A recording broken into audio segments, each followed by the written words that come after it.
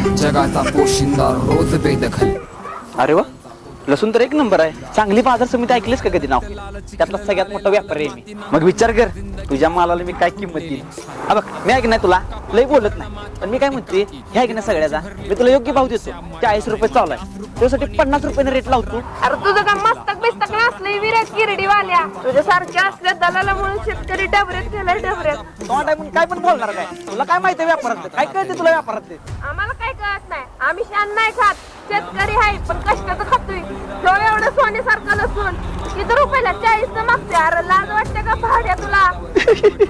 याचं कौतिक सांगायलास तू? या लसणाचं कौतिक सांगायला सगळी टरपर आहे. तुला काय माहिती लसणाचं? पंजाबात येणार लसूण कसला आहे माहिती का तुला? अरे ती बी शेती करते ती ना, आम्ही बी शेती करतो. पण तुझ्यासारखी दलाल आहे ती का नाही, शेतकऱ्याला वर उभा राहून देत नाही ती. त्याच गुणानं नको सांगू या तुझ्या लसणाचं तातेवरच्या कौतिक. भ्यागा आमच्या कष्टाचा पुरावा, तरी व्यापाऱ्याच्या तालावर